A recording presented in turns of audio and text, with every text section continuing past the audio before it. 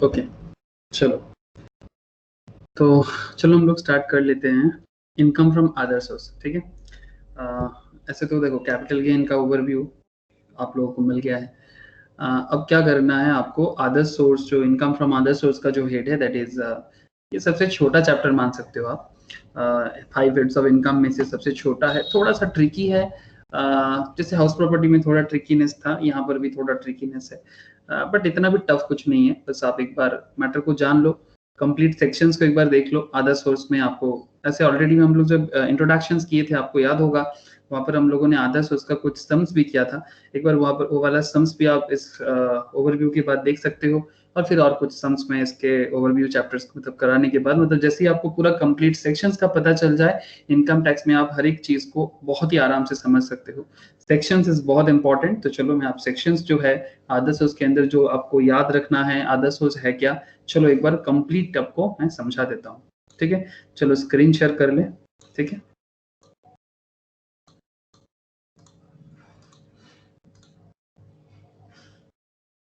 Okay, तो चलो कुछ पॉइंट्स लिख लेते हैं। हाँ, कुछ पॉइंट्स लिख लेते हैं, पहले थोड़ा लिख लो फिर मैं आपको बताता हूँ। तो चलो हेडिंग कर लेना, इनकम टैक्स।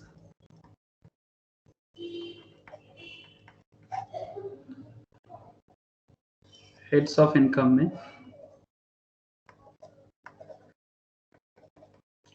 इसको आप लास्ट हेड मान सकते हो, मतलब जो 5 हेड्स है उसमें लास्ट हेड है।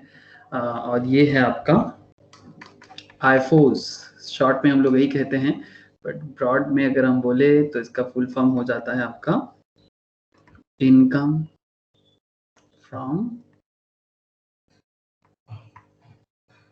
Other source. मतलब जिसको कहीं जगह नहीं मिलता उसको इनकम फ्रॉम अदर सोर्स में जगह मिलता है। तो चलो देख लेते हैं ऐसा क्या बात है इस इनकम फ्रॉम अदर सोर्स में। तो एक पॉइंट्स लिख लो, एज पर सेक्शन। अच्छा, इसका ओवरऑल जो सेक्शंस का एरिया है, मतलब कहाँ से कहाँ तक में बोला गया है, कहाँ से कहाँ तक में बोला गया है, दैट इज सेक्शन 56 से लेके 59, ठीक है। सेक्शन 56 से लेके 59 के अंदर इसको बोला गया है कि भाई इसके अंदर income from other source income tax act 1961 complete करता है, ठीक है। तो ये तो चलो आपको समझ में आ ही रहा है। तो लिख लो प्लीज एक बार, as per section 56 subsection 1, 56 subsection 1, an income is chargeable, an income is chargeable under the head other sources, under the head other sources. An income, as per section 56 subsection 1, an income is chargeable under the head other sources if the following condition satisfied, if the following condition satisfied। तो क्या conditions है, 2 minute में लिख लो sir, 2 minute में। कुछ points इसलिए लिखा देता हूँ, 2-4 पॉइंट्स, ताकि आपको कनेक्ट हो जाए फटाफट। फॉलोइंग कंडीशंस सेटिस्फाइड, तो क्या कंडीशन सेटिस्फाई होगा, चलो वही देख लेते हैं ऐसा क्या कंडीशन सेटिस्फाई करना होगा। तो first of all point number 1 में लिखना there must be an income, ठीक है। हाँ भाई, बिना इनकम का इनकम कहाँ से होगा, कैसा बताते हैं income tax, there must be an income. मतलब भाई इनकम छोड़ के इनकम टैक्स में क्या है, क्या है ना, लॉ है, हर चीज को समझने का कोशिश करते हैं। There must be an income, but sir एक थोड़ा सा ट्विस्ट है, इनकम तो होगा बट कैपिटल नेचर का नहीं, रेवेन्यू नेचर का। क्योंकि कैपिटल नेचर का इनकम तो कैपिटल गेन में चला जाता है ना, तो इसलिए बोल रहा है there must be an income but in revenue in nature. Okay, तो point to be noted my lord, okay, point to be noted, revenue in nature. Second thing, such income is not a exempted income, मतलब जो income है such income is not an exempted income. Obviously अगर वो income exempted होगा तो फिर उसका income tax में क्या जगह है, मतलब वो आएगा पर वो लेस हो जाता है ना। And such income is not chargeable, such income is not chargeable under the head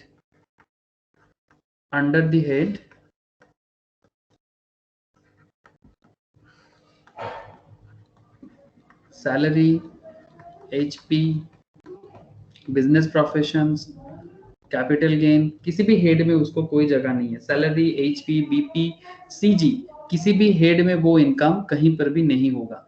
तो अगर ऐसा केस है, such income is not chargeable under any other head, तो कहता है as per section 56 subsection 2 the following income are specifically chargeable under this head. 56 subsection 2 the following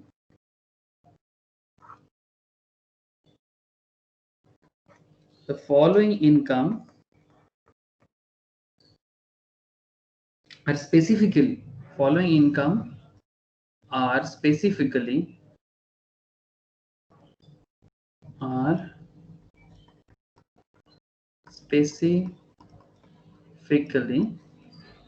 chargeable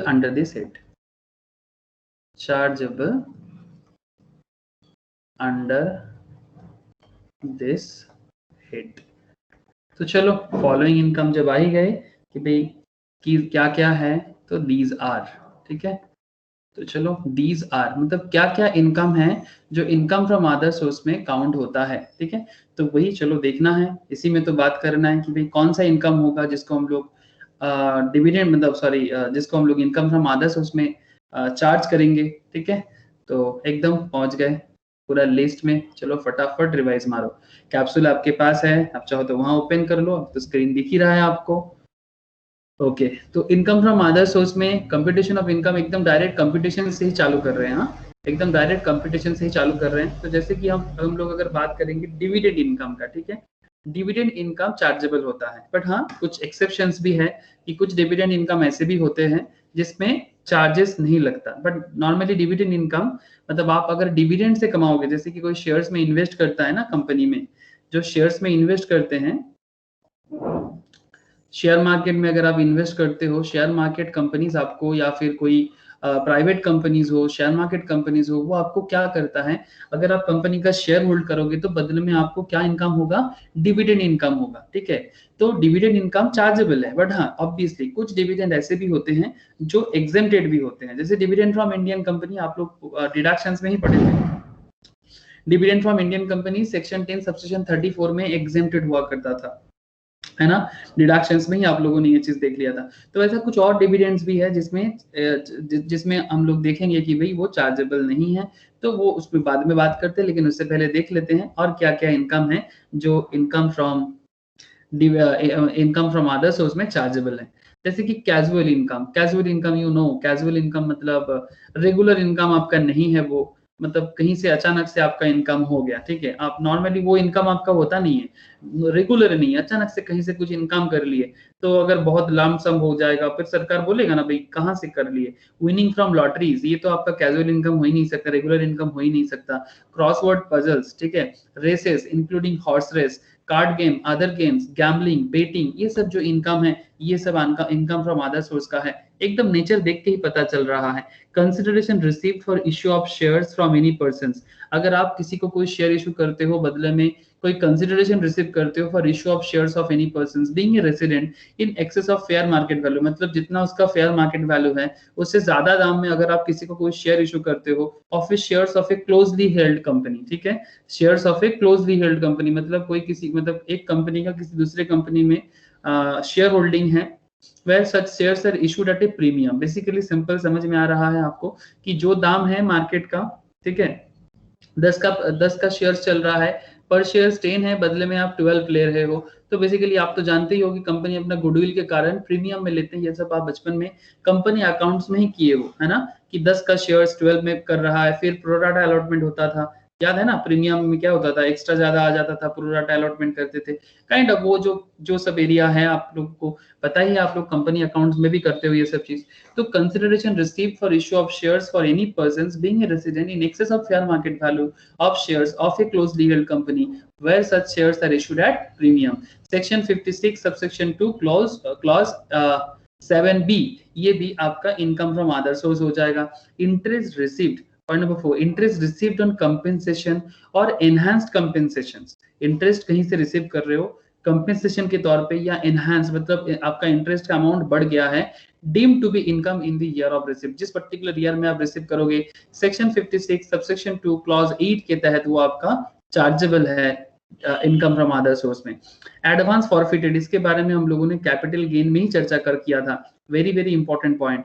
advance forfeited due to failure of negotiations for transfer of share of capital asset, है ना, आपके साथ जितने में बात हुआ था, जितना दिन के अंदर आपको पेमेंट कर देना चाहिए था, अगर आप किसी को कोई कैपिटल एसेट ट्रांसफर करते हो और बदले में आप किसी को कोई एडवांस जमा करते हो, बहुत सिंपल है, मानो कि मेरे पास एक जमीन है, आप लेना चाहते हो, तो मैंने आपको बोला ठीक है 2 लाख से बुकिंग कर लो, एडवांस जमा करो और 3 महीने के अंदर बाकी 10 लाख का जो जमीन है बाकी अमाउंट भी पेमेंट कर लो, लेकिन 3 महीने में नहीं किया, तो मैंने भी शर्त रखा था अगर 3 महीने के अंदर आप नेगोशिएशंस के हिसाब से पेमेंट नहीं करते हो तो आपका वो 2 लाख फॉरफिट हो जाएगा। आप इस बात पे राजी थे, मतलब you are agree with the conditions of contract and उसके बाद आपने नहीं कर पाया तो नेगोशिएशंस फेलियर हो गया, तो आप क्या मतलब वो जो 2 लाख का अमाउंट है वो फॉरफिट हो जाएगा। इसके बारे में मैंने अभी आपका लास्ट क्लास जो था हमारा, दैट इज कैपिटल गेन वाला जो क्लास था उसमें ही हम लोगों ने डिस्कशंस किया। सेक्शन 56 सबसेक्शन 2 क्लॉज 9 कहता है कि अगर फॉरफिटेड एडवांस कुछ है, ठीक है, वो भी आपका इनकम फ्रॉम अदर सोर्स में टैक्सेबल हो जाएगा। सरकार आपको कहीं से छोड़ेगा नहीं भाई, कहीं से भी इनकम करो, सरकार उसका टैक्स का कॉन्सेप्ट कहीं ना कहीं से कनेक्ट कर ही देगा। सम ऑफ मनी और property received by any person, sum of money और property received by any person, ठीक है, मतलब अगर आप कुछ मनी रिसीव करते हो या कुछ प्रॉपर्टी रिसीव करते हो भाई एनी पर्सन, ठीक है, सेक्शन 56 सबसेक्शन 2 क्लॉज 10 के तहत, ठीक है, इसके ऊपर डिटेल्स थोड़ा चर्चा होगा सम ऑफ मनी और प्रॉपर्टी के तहत कि क्या क्या है सम ऑफ मनी और property receive by any person, इसके ऊपर डिटेल्स चर्चा करेंगे, वो भी आपका इनकम फ्रॉम अदर सोर्स में चार्जेबल है। Compensation of other payment due to or received by any person in connection with the termination of his employment or the modification of the terms of the condition relating thereto। अगर कोई कहीं पर job करता है, ठीक है, तो उसपे मतलब कंपेंसेशन और अदर पेमेंट ड्यू टू और रिसीव्ड बाय, मतलब या तो पेमेंट मिल गया है या तो पेमेंट ड्यू है bye any person in connection with the termination of his employment, मतलब उनका जॉब था लेकिन जॉब अभी जा रहा है, तो या फिर टर्मिनेशन हो रहा है, वो एम्प्लॉयमेंट जा रहा है, तो बदले में आपको कुछ मॉडिफिकेशंस टर्म्स एंड कंडीशंस पे कुछ चेंजेस के साथ आपको कुछ भी पेमेंट दिया जा रहा है, ठीक है, तो अगर ऐसा कुछ पेमेंट आपको एम्प्लॉयमेंट टर्मिनेशन के कारण मिल रहा है तो इसको सैलरी में तो आप नहीं शो कर सकते बिकॉज वो आपका सैलरी इनकम तो होगा नहीं, तो आपको वहाँ कहाँ दिखाना चाहिए, आपको as per section 56 subsection 2 clause 11 के तहत आपको वो इनकम फ्रॉम अदर सोर्स में दिखाना चाहिए। तो सबसे पहला बात तो देखो आपको आइडेंटिफाई करना चाहिए कि भी इनकम फ्रॉम अदर सोर्स में कौन सा इनकम को दिखाना चाहिए, ठीक है, तो पहले आप आइडेंटिफाई तो कर लो, ठीक है, वही आइडेंटिफिकेशन ही तो चल रहा है ना सर, कि यू हैव टू आइडेंटिफाई कि which income is come under the income from other source। Next अगर हम लोग पॉइंट नंबर 8 में बात करें, the following income if not chargeable under the head profits and gains of business and professions, very very important area, कि अगर कोई income जिसको बीपी में शो करना चाहिए, बिजनेस एंड प्रोफेशन हेड में शो करना चाहिए था, बट अगर बाय चांस आपने खुदा ना खास्ता, ठीक है, अगर आपने वहां पर नहीं किया तो फिर वो अदर सोर्स में आ जाएगा। Any sum received by an employer from his employees as contribution to any provident fund, superannuation fund or any other fund for the welfare of the employees। अगर कोई एम्प्लॉयर को कोई सम रिसीव होता है उसके employ के लिए as contribution to provident fund, वो प्रोविडेंट फंड में जाना चाहिए या सुपर एनुएशन फंड में जाना चाहिए, मतलब रिटायरमेंट फंड जो होते हैं, and other fund for the welfare of the employees. तो ये ऐसा कोई फंड किसी को अगर अचानक से आ जाता है जो पीजीपीपी में नहीं दिखाया आपने तो वो इधर आ जाएगा। इंटरेस्ट ऑन सिक्योरिटीज, अगर आप शेयर्स वगैरह में कुछ इंटरेस्ट आपको मिला, अगर वो आपका बिजनेस इनकम नहीं है तो फिर वो अदर सोर्स में आ जाएगा। शेयर सिक्योरिटीज वगैरह से, बॉन्ड वगैरह से, स्पेशली बॉन्ड डिवेंचर, ये तो आपका सिक्योरिटीज हो गया ना, बॉन्ड डिवेंचर डेब्ट, ये सब जो चीजें हैं इसके थ्रू से आपको इंटरेस्ट मिलता है। तो अगर आप इसका ये चीज जो है ना, ये इसका अगर आपका बिजनेस नहीं है तो फिर वो पीजीपीपी में आप शो नहीं करोगे, तो फिर उसका इनकम आप कहाँ शो करोगे, obviously income from other source में शो करोगे। इनकम फ्रॉम लेटिंग आउट और हायर ऑफ मशीनरी, अगर आप मानो कि आपका मशीनरी हायर का बिजनेस नहीं है, ठीक है, लेकिन फिर भी आप कभी कभी मशीनरीज वगैरह, प्लांट और फर्नीचर्स वगैरह किसी को हायर कर मतलब हायर में देते हो, भाड़े पे देते हो, ठीक है। लेट आउट करते हो, letting out in hire of machineries और प्लांट एंड फर्नीचर्स। अगर आप किसी को भाड़े पे देते हो बट ये आपका रेगुलर बिजनेस नहीं है, कभी कभी देते हो, या फिर बाई चांस आपने पीजीपीपी हेड में इसको नहीं दिखाए, तो वो इनकम को सरकार आपको लेके जाने नहीं देगा। वो बोलेगा भाई ये तो अदर सोर्स हेड में टैक्सेबल है। Where letting out of buildings is inseparable from the letting out of machineries. ये भी हो सकता है कि भाई किसी के फैक्ट्रीज में कोई मशीन है और वो किसी को यूज करने दिया जा रहा है, तो वो फिर हाउस प्रॉपर्टी इनकम में अगर काउंट नहीं हो पाएगा। तो अगर letting out building is inseparable from the letting out of machineries, plant और furnitures, the income from such letting is also come under the income from other source. Any sum received under key man insurance policy. हर एक organization में ना एक बड़े क्या बताया sir, जैसे कि गूगल में सुंदर पिचाई, आप समझ रहे हो ना, गूगल में सुंदर पिचाई, माइक्रोसॉफ्ट में सत्या नादेला, ठीक है, दिस काइंड्स ऑफ पर्संस जो ऑर्गेनाइजेशंस के हेड में होते हैं, ठीक है। तो ऐसा की मैन पर्संस जो होते हैं ना, इनके अगेंस्ट में कंपनी क्या करके रखता है, इंश्योरेंस करके रखता है। तो एनी सम रिसीव्ड अंडर ए की man insurance policy including bonus on such policy, और उस पॉलिसी में बोनस भी अगर उनको मिलता है, if not chargeable to tax under the head salaries, अगर ये सैलरी हेड में इंश्योरेंस के तौर पे नहीं शो किया हुआ है, तो फिर ये भी आपका मतलब उस पर्टिकुलर की मैन के हाथ में वो इनकम होना चाहिए था, बट अगर वहां पर शो नहीं है तो फिर वो अमाउंट आपका इधर आ जाएगा, मतलब इनकम फ्रॉम अदर सोर्स में। मतलब बेसिकली जो एम्प्लॉयर है ना, वो अपने एम्प्लॉय के नाम पे इंश्योरेंस करके रखता है। जैसे अगर गूगल अपने सुंदर पिचाई के नाम पे या माइक्रोसॉफ्ट अपने नदेला के नाम पे इंश्योरेंस करके रखता है ना, बिकॉज अगर उनको कुछ हो जाए ना तो कैसे भी करके उनको ठीक करना है, ठीक है।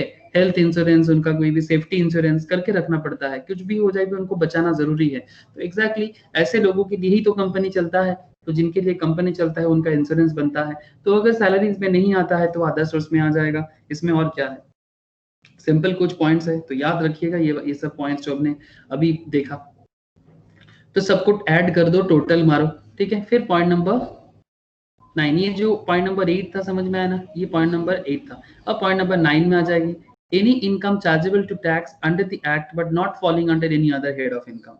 मतलब और कोई भी इनकम जो टैक्स में चार्जेबल होना चाहिए बट किसी और हेड में नहीं है, तो कहाँ जाएगा भाई, जिसका कोई माँ नहीं उसका एक ही माँ है, अदर सोर्स का माँ, ठीक है। जिसका कोई नहीं है उसका एक ही माँ है, वो है other source. Deemed income under section 59, मतलब वो बोलते हैं ना सर, लो मान लिया हमने मुझे इनकम चाहिए, तो बेसिकली इनकम ही नहीं है बट मान लेंगे हमें इनकम है। तो deemed income under section 59, remissions और cessations of a trading liability or receipt of any amount in respect of or loss or expenditure allowed as deduction in an early previous year, ठीक है। मतलब ये कुछ ऐसा deemed income है जिसमें आपको कोई रेमिशंस या फिर सीजेशंस, मतलब या तो वो कोई ट्रेडिंग लायबिलिटी आपका था वो सीज हो गया, मतलब लायबिलिटी था बट आपको अल्टीमेटली देना नहीं पड़ा, ठीक है। लायबिलिटी था, आपका बिजनेस में कोई लायबिलिटी था बट आपको देना नहीं पड़ा, तो मतलब आपका इनकम हो जाएगा ना। अरे भाई आपको कुछ किसी को कुछ देना है बट अचानक से वो लायबिलिटी आपका गायब हो गया, ठीक है, तो फिर वो खर्चा बच गया आपका, तो वो इनकम मान लिया जाएगा अंडर सेक्शन 59। समझ में आ रहा है ना, सरकार जाने नहीं देगा। और receipt of any amount in respect of loss और एक्सपेंडिचर अलाउड एज डिडक्शंस, या फिर अगर आप कोई रिसीव करते हो लायबिलिटी, कुछ अगर कुछ रिसीव करते हो और उसके बदले में आपका कुछ खर्चा होता है, ठीक है, तो वो खर्चा भी आपको यहाँ पर लेस करने को मिलेगा।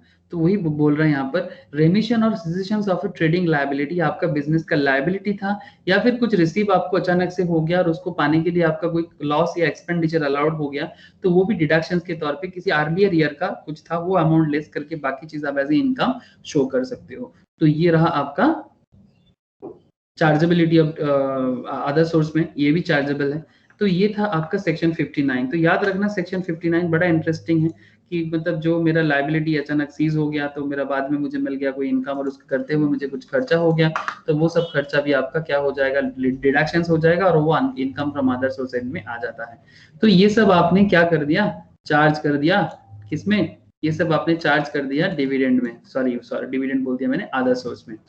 अब आपको 50 सेक्शन 57 में लेके चलूंगा, ठीक है। सेक्शन 57 मतलब ये हम लोग कंप्यूटेशंस का फॉर्मेट में है, आप समझ पा रहे हो ना, ये जो पूरा पॉइंट चल रहा है ये फॉर्मेट में ही हम लोग है। तो फॉर्मेट में क्या आता है, डिडक्शंस अलाउबल, मतलब अब आपको सेक्शन 57 के तहत कुछ डिडक्शंस करने का मौका मिलेगा टोटल कंप्यूटेशंस में। क्या क्या डिडक्शंस आप कर सकते हो एज पर सेक्शन 57, अगर आपको डिविडेंड मिलता है other then dividends under section 115O, 115 ओ का एक सेक्शन आता है, ठीक है, 115 ओ, उसमें अगर आपको कोई डिविडेंड मिलता है, in case of dividend other than dividend under sections 115 O और इंटरेस्ट ऑन सिक्योरिटीज, ठीक है, any reasonable sum paid by way of commission और रेम्यूनरेशंस टू ए बैंकर और any other persons.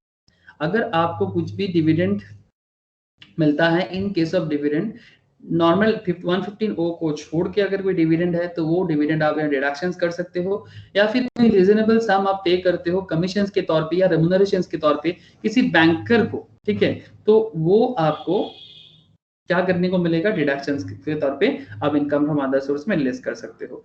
Income consist of recovery from employees as contribution to any provident fund.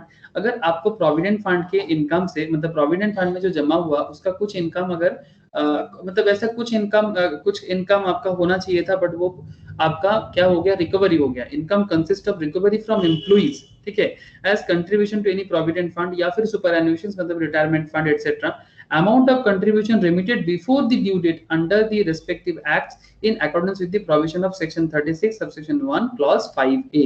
तो ऐसा अगर कुछ भी एम्प्लॉय से एम्प्लॉयर को मिल जाता है तो वो उसको क्या हो जाएगा, डिडक्शंस के तौर पे, मतलब ऐसे तो वो उसका इनकम दिख रहा होगा बट वो डिडक्शंस के तौर पे वो दिखा सकते हैं जो एम्प्लॉय से प्रोविडेंट फंड के तौर पे वो रिकवर कर रहा है, ठीक है, any sum recovered from the employee. अगर आप सैलरी में प्रोविडेंट फंड में देखोगे तो वहां पर ये पॉइंट हम लोग बार बार यूज करते थे कि any sum recovered from the employee, तो वही any sums recovered from the employee अगर ऐसा मिलता है, ऐसे तो देखने में ये इनकम लगता है बट इनकम टैक्स डिपार्टमेंट इसको डिडक्शंस के तौर पे आपको अलाउ करता है। पहले आप दिखा सकते हो, बाद में ये आपको डिडक्ट करने को मौका मिलेगा as per section 36 subsection 1 clause 5a के तौर पे। Income from letting on hire of machineries plant और फर्नीचर्स विद और विदाउट बिल्डिंग। अगर आप बिल्डिंग के साथ, ठीक है, income from letting on hire of machinery plant and furniture with और विदाउट बिल्डिंग, मतलब या तो हो सकता है कि आप सिर्फ प्लांट एंड फर्नीचर्स या मशीनरीज प्रोवाइड कर रहे हो, या फिर ये भी हो सकता है कि आप विद और विदाउट बिल्डिंग, मतलब बिल्डिंग के साथ भी आप मशीनरीज या फर्नीचर दे सकते हो ना, तो आप ये भी दे सकते हो जो हम लोग लास्ट पॉइंट में ही पढ़े थे, ठीक है। तो current repairs to the machineries, अगर आप कुछ ऐसा रिपेयर कर रहे हो, repairs to the machinery plant furniture और बिल्डिंग, अगर आप कुछ रिपेयर कर रहे हो उस पर्टिकुलर मशीनरीज पे, प्लांट पे, फर्नीचर पे या बिल्डिंग पे, अगर कोई इंश्योरेंस प्रीमियम भर रहे हो उस पर्टिकुलर बिल्डिंग पे, उस पर्टिकुलर फर्नीचर्स पे, उस पर्टिकुलर प्लांट पे, या फिर कुछ डिप्रिसिएशन है उस पर्टिकुलर प्लांट का, फर्नीचर का, कुछ अनएब्जॉर्ब डिप्रिसिएशंस भी है। अनएब्जॉर्ब डिप्रिसिएशन मतलब क्या होता है, किसी पर्टिकुलर ईयर में प्रॉफिट बहुत कम आ रहा है और अगर आपका डिप्रिसिएशन बहुत हाई के कारण आपका प्रॉफिट और लो हो रहा है, तो इनकम टैक्स डिपार्टमेंट वो सारा का सारा डिप्रिसिएशन चार्ज करने को मौका नहीं देता।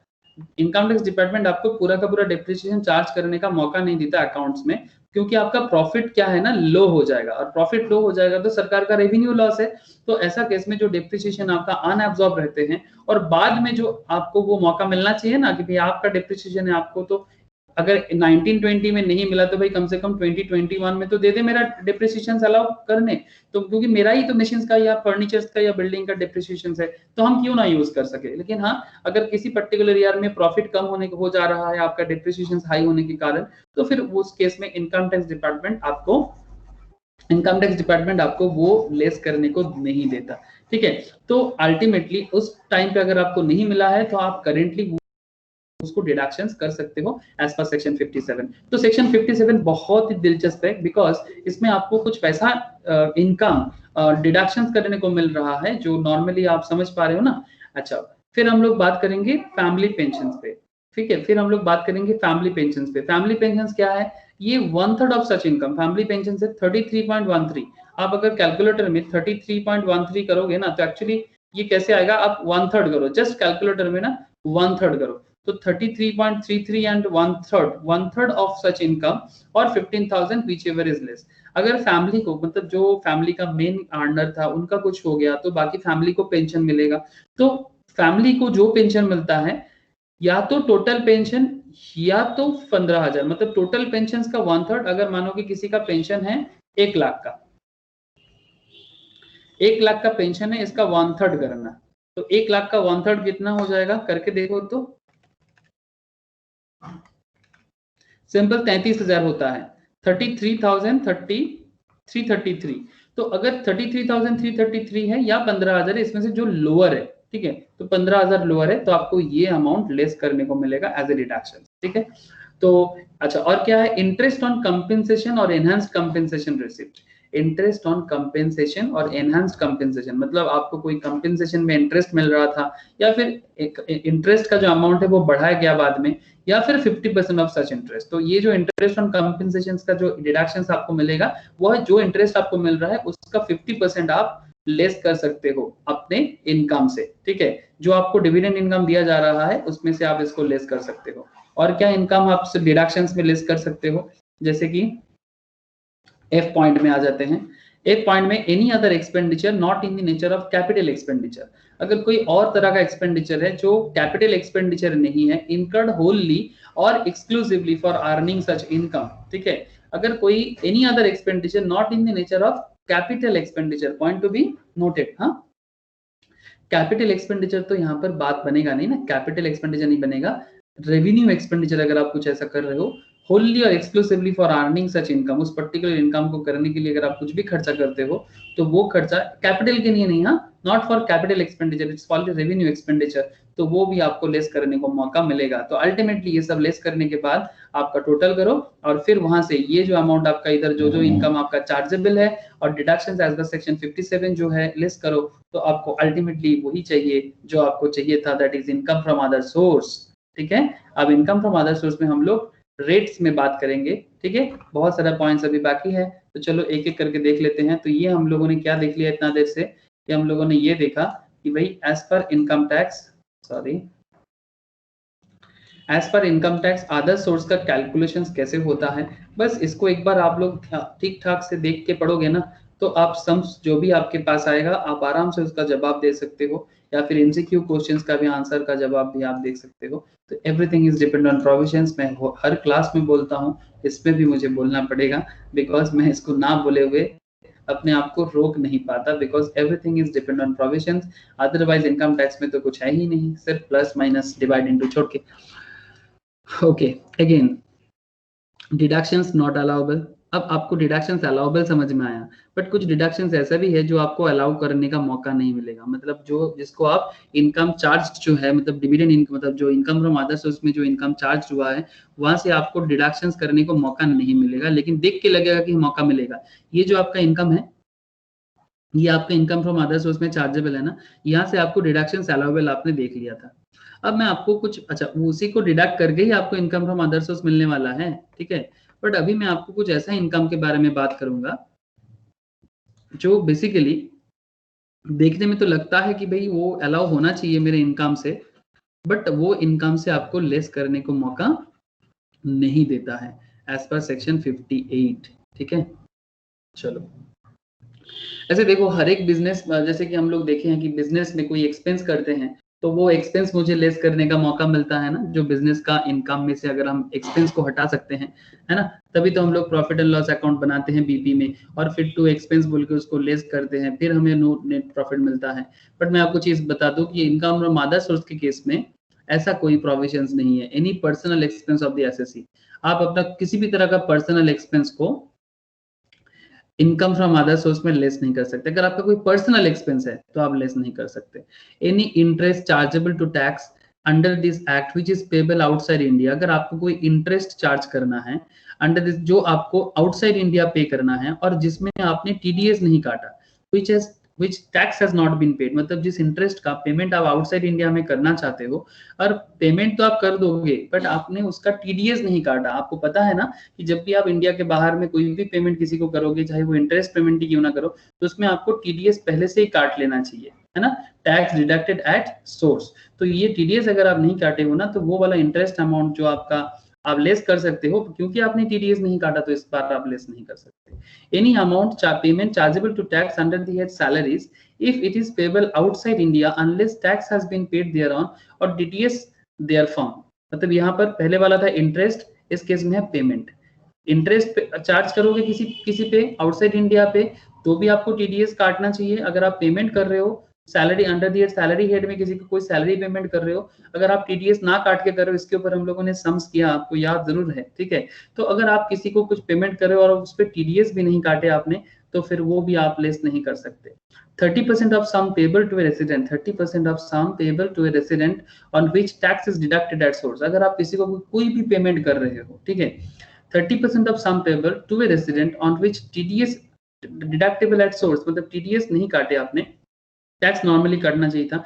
If such tax has not been deducted, जिसपे 30% टीडीएस काटना चाहिए था, आपने टीडीएस नहीं काटा, or after deduction has not been paid on or before the due date of filing of return, या फिर काटे बट आपका जो पेमेंट करना चाहिए था सरकार के घर में, रिटर्न फाइल करना चाहिए था, वो ड्यू डेट के अंदर नहीं हुआ, has not been paid on or before the due date of filing of return as per section 139 subsection 1 के तहत, एज पर सेक्शन 139 सबसेक्शन 1 के तहत किसी को कुछ भी पेमेंट करना था, 30% of sum payable to a resident on which tax is deductible, जिसमें टीडीएस काटना चाहिए था, if such tax has not been deducted or after deductions has not been paid, deductions कर लिए, हो सकता है टीडीएस काट लिया बट आपने ड्यू डेट के अंदर रिटर्न फाइल नहीं किया, तो फिर 139 सबसेक्शन 1 के तहत तो ये भी आपको डिडक्शंस अलाउड करने के लिए नहीं मिलेगा। Any expenditure in respect of which a payment is made to a related person, अगर आप रिलेटेड पर्सन को कुछ पेमेंट कर रहे हो और उसके रिगार्डिंग आपका कुछ खर्चा हुआ है, any expenditure in respect of which payment is made to a related person to the extent the same is considered excessive or unreasonable, to the extent the same is considered excessive or unreasonable, अगर आप जो payment कर रहे हो वो expense अगर बहुत excessive दिख रहा है, ठीक है, मतलब खर्चा ज्यादा दिखाओगे तो फिर मुश्किल हो जाएगा ना, खर्चा ज्यादा दिखाओगे तो फिर प्रॉफिट कम हो जाएगा, अगर वो एक्सेसिव दिखेगा या फिर अनरीजनेबल दिखेगा by the assessing officer, by the assessing officer, assessing officer you know जो आपका टैक्स कैलकुलेशंस को असेस करता है, having regarded to the fair market value, ठीक है, फेयर मार्केट वैल्यू के हिसाब से अगर वो बहुत ज्यादा दिखे आपको, एक्सेसिव दिखे, अनरीजनेबल दिखे, तो वो भी आप डिडक्शंस के तौर पे अलाउड आपको नहीं करेगा। एंड F पॉइंट में देख लो, any expenditure in respect of which payment or aggregate payment exceeding 10,000, any expenditure in respect of which, अगर आप कुछ भी पेमेंट किसी को कर रहे हो और वो पेमेंट आपका एग्रीगेट टोटल पेमेंट आपका 10,000 एक्सीड कर रहा है, made to a person in a day, एक सिंगल डे पे वो 10,000 से ज्यादा है, other than by way of, और वो भी 10,000 से ज्यादा अमाउंट आप क्या कर रहे हो, अकाउंट पे चेक के थ्रू से नहीं कर रहे हो, other than by way of, otherwise than by way of account payee cheque, bank draft, ECS through bank account, तो आप किसी को कोई पेमेंट कर रहे हो, any expenditure in respect of which payment or aggregate payment 10,000 से ज्यादा हो रहा है, और वो भी 10,000 से ज्यादा हो रहा है, और साथ में वो भी आप जो पेमेंट कर रहे हो वो चेक के थ्रू से नहीं, ईसीएस के थ्रू से नहीं, ठीक है, बैंक ड्राफ्ट के थ्रू से नहीं, ईसीएस का फुल फॉर्म क्या होता है, इलेक्ट्रॉनिक क्लियरिंग सिस्टम, ठीक है, ये भी एक तरीका होता है किसी को पेमेंट करने का, ठीक है, एक्सपेंडिचर करने का। तो इस तरह का कुछ भी अगर पेमेंट 10,000 से ज्यादा कर रहे हो और जो आपको मौका मिलता था एक्सपेंडिचर के तौर पे आप लेस करके दिखा सकते थे अदर सोर्स में भी, लेकिन ये अगर आप नहीं कर रहे हो तो वो भी आपको डिडक्शंस के तौर पे अलाउड नहीं है, बिकॉज आप कोई पक्का जरिया से नहीं कर रहे हो, 10,000 से ज्यादा अमाउंट कैश में पे कर रहे हो, तो it's not a good thing, तो इसलिए वो अलाउ नहीं करेगा सरकार। तो ये रहा आपका section 58, this is all about section 58, ठीक है, deductions not allowable, deductions not allowable, तो ये पॉइंट प्लीज ध्यान पे रखना। इनकम फ्रॉम अदर सोर्स के हेड में कौन सा ऐसा इनकम था जिसको एक्सपेंडिचर या इनकम था जो स्पेशली एक्सपेंस, ठीक है, expense, interest expenses, interest charges, जो आपको इंटरेस्ट मतलब लेस करने का मौका मिलता बट यहाँ पर आपको मिला नहीं। चलो अब हम लोग पहुंच जाएंगे किस पे, tax on income from other source. तो इनकम फ्रॉम अदर सोर्स में कोई अलग टैक्स रेट होता है क्या, ठीक जिस तरह से आपने कैपिटल गेन में देखा था कि कैपिटल गेन में अलग टैक्स रेट होता है ना, कैपिटल गेन में अलग टैक्स रेट होता है।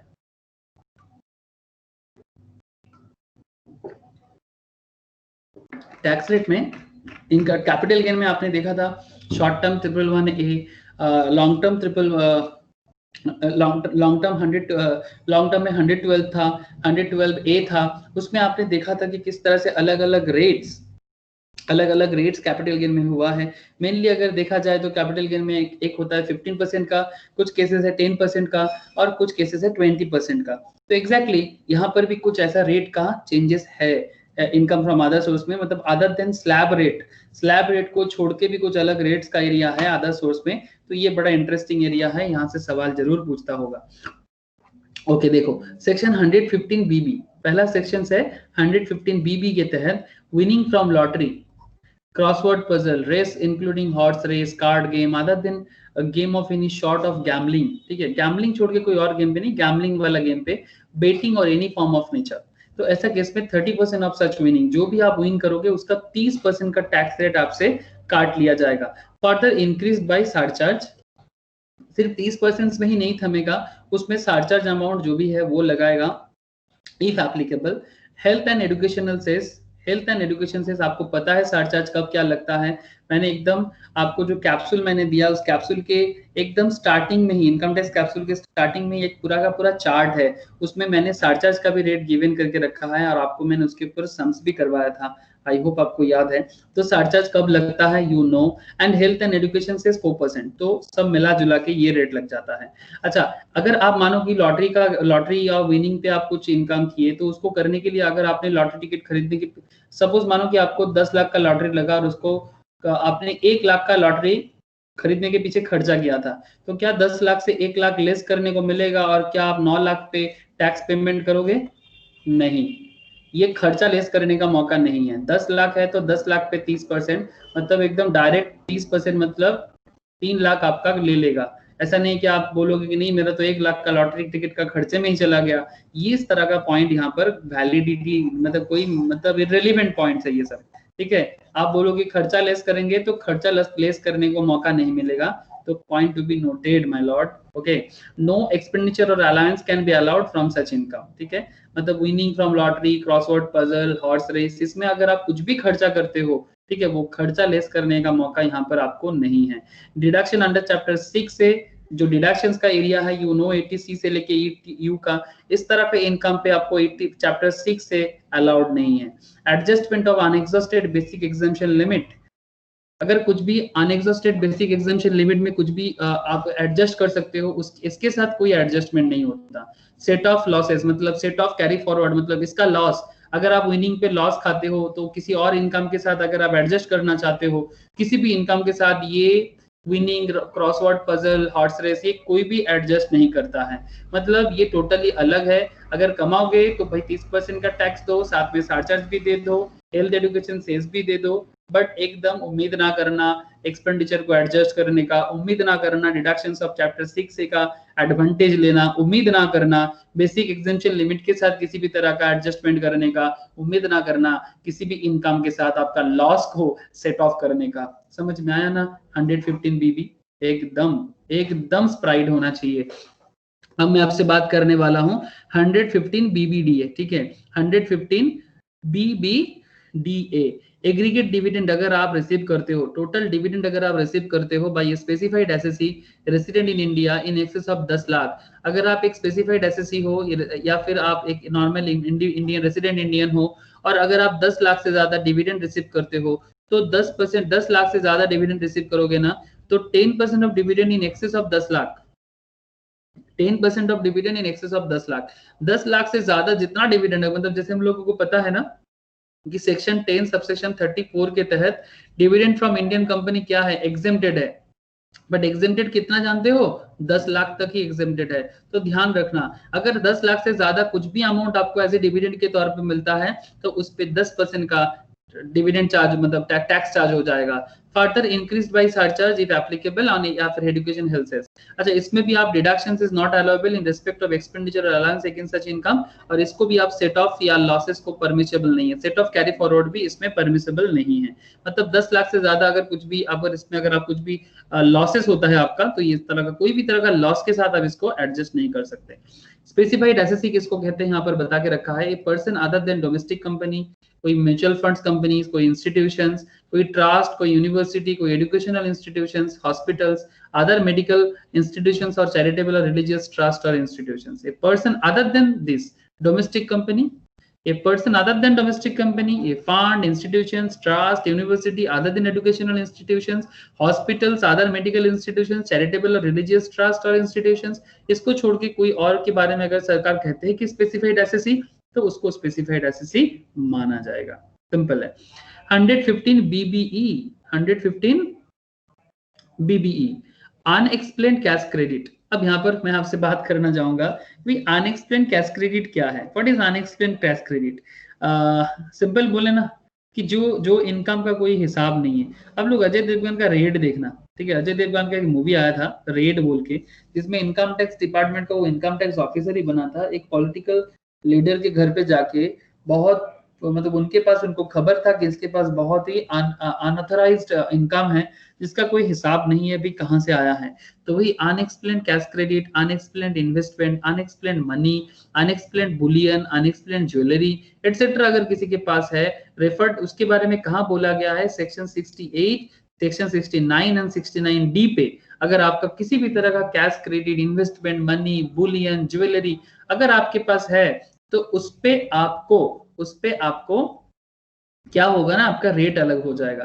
तो उसमें टैक्स देना पड़ेगा और फिर आपका वो ब्लैक मनी व्हाइट हो जाएगा। कितना टैक्स देना है? जो भी आपका अनएक्सप्लेन्ड ऐसा है ना उस पे 60% चार्ज हो जाएगा। वेरी वेरी इंपॉर्टेंट पॉइंट है, वेरी वेरी इंपॉर्टेंट पॉइंट। इसमें से अगर आपको सम्स भी पूछ लेना तो आप ध्यान रखना, unexplained cash credit, unexplained investment, unexplained money Boolean, unexplained jewellery, मतलब अगर आप उसके बारे में कुछ नहीं बता सकते भाई ये कहाँ से आया है, ठीक है, अगर उसका कोई प्रॉपर कागजात नहीं है आपके पास, ठीक है, कोई प्रॉपर पेपर नहीं है आपके पास जिसमें आपने सरकार के घर में कोई टैक्स जमा किया, बेसिकली ये ब्लैक मनी का बात है। ब्लैक मनी या ब्लैक एसेट, समझ रहे हो ना, काला धन, ये पूरा का पूरा ब्लैक मनी है। तो अगर आपके पास ब्लैक मनी है तो ब्लैक मनी पे सरकार 60% ऑफ सच इनकम प्लस 25% का चार्ज लगाएगा ऑफ सच टैक्स। जो भी टैक्स होगा 60% करके फिर उसके ऊपर 25%, तो इफेक्टिव रेट हो जाएगा 78%। हाँ, हेल्थ एंड एजुकेशन सेस को मिला के, हेल्थ एंड एजुकेशन सेस को इंक्लूड करके आपका 78% का रेट आ जाएगा टोटल। मतलब अगर आपके पास ब्लैक मनी है तो ब्लैक मनी पे आपका क्या होगा, अगर आपके पास ब्लैक मनी है तो ब्लैक मनी पे आपका 78% का चार्जेस आ जाता है। समझ में आया ना, ठीक है, ब्लैक मनी पे 78% का आ जाता है charges. Okay, just 2 second hold करना, थोड़ा सा ड्रिंक पानी का समय ले लो।